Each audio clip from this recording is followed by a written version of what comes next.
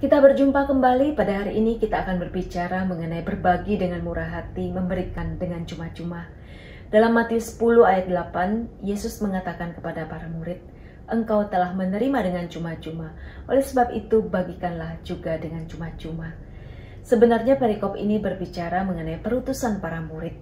Yesus telah memberikan kuasa kepada para murid untuk menyembuhkan, mengusir setan, membangkitkan orang mati.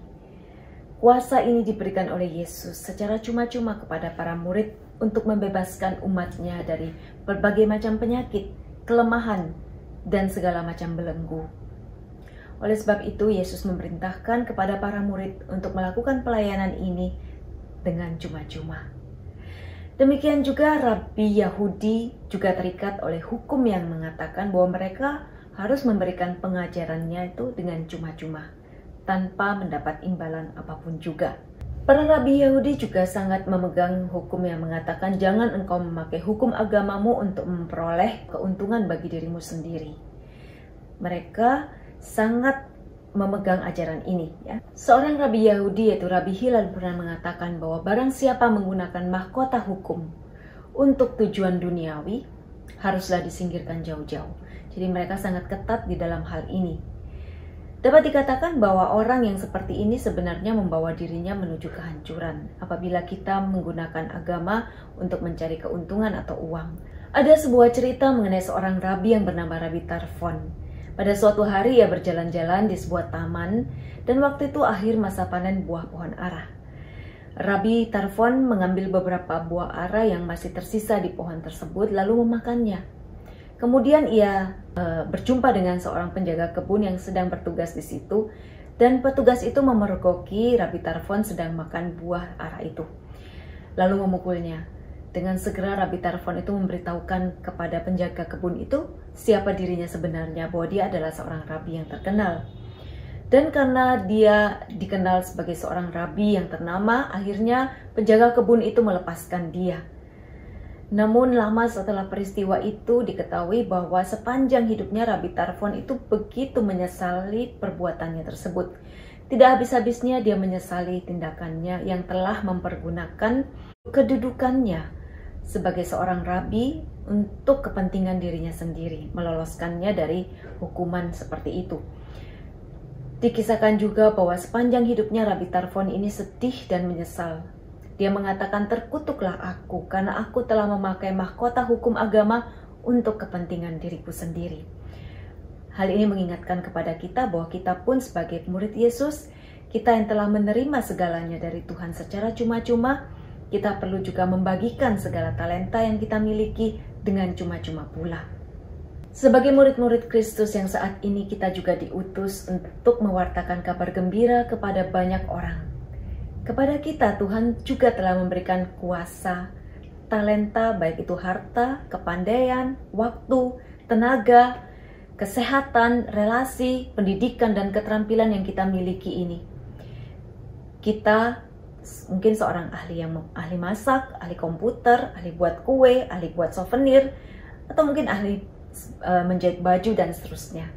Mungkin kita berpikir, tunggu dulu, kalau dikatakan saya menerima semua ini secara cuma-cuma, aku telah mengeluarkan banyak uang untuk kursus masak, mungkin kemudian beli peralatan, kursus musik, dan segalanya.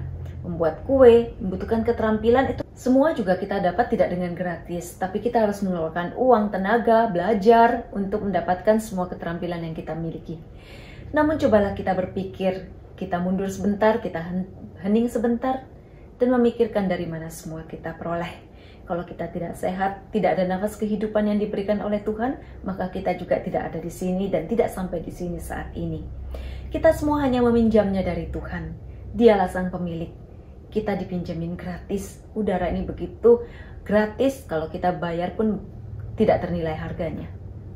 Maka patutlah kita juga tidak menyimpannya untuk diri sendiri, tidak pelit dan mau membagikannya. Resep masakan, kepandaian, keterampilan kita, karena banyak orang di sekitar kita itu yang sungguh membutuhkan dientas dari kemiskinan karena mereka tidak punya keterampilan.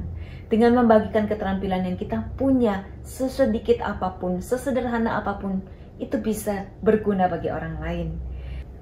Kita tahu bahwa semakin kita membagikan keterampilan kita, semakin kita juga berniat untuk belajar lebih banyak. Karena apa yang kita gunakan itu tidak untuk kepentingan diri sendiri. Itu akan memberikan kita semangat untuk belajar dan mendapatkan lebih banyak lagi. Sama seperti air yang mengalir, itu akan memberikan kehidupan bagi orang lain. Tapi air sejernih apapun, sebersih apapun, apabila menjadi genangan, disimpan begitu saja, dia akan menjadi sarang nyamuk dan akan menjadi busuk. Kita diberikan cuma-cuma, oleh sebab itu janganlah menggenggam apa yang kita miliki, karena kalau kita hanya menggenggam untuk diri kita sendiri, kita tidak akan mendapatkan lebih banyak dan kita tidak akan dapat juga menikmatinya.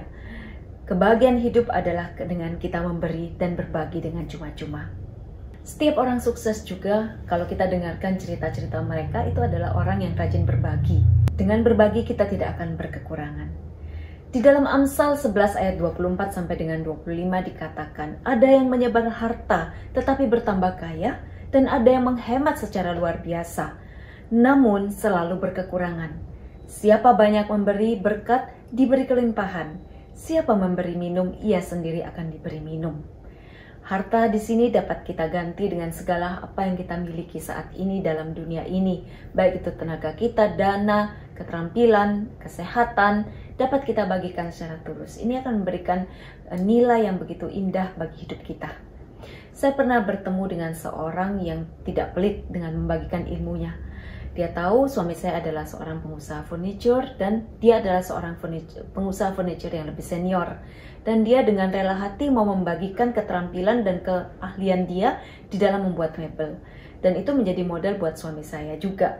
Sehingga suami saya juga mengingat apa yang sudah dilakukan oleh seniornya itu, dan itu juga membuat dia rajin untuk membagikan ilmunya juga kepada orang lain. Teladan itu akan memberikan kesan dan mengubah orang lain. Keteladanan untuk berbagi itu juga akan menularkan sikap murah hati itu kepada orang lain. Dengan berbagi kita tidak akan berkekurangan, karena barang siapa takut kehilangan nyawanya, mereka akan kehilangan. Namun mereka tidak akan kehilangan nyawanya ketika mereka berani untuk berbagi. Siapa memberi dia juga akan diberi. Orang yang tidak menahan segala sesuatu untuk dirinya sendiri, tidak menggenggam sesuatu erat-erat untuk dirinya sendiri, ia akan menerima banyak sekali. Seperti firman Tuhan dalam Matius 16 ayat 25, siapa yang mau menyelamatkan nyawanya akan kehilangan nyawanya. Tetapi barang siapa yang kehilangan nyawanya karena aku, artinya karena berbagi, karena orang-orang miskin di sekitar kita, karena orang-orang yang membutuhkan, dia akan memperolehnya. Malahan apa yang kita peroleh itu jauh melampaui apapun juga. Mungkin tidak dalam bentuk materi, tapi dalam kedamaian, kepuasan, kebahagiaan, dan tentunya juga kehidupan kekal.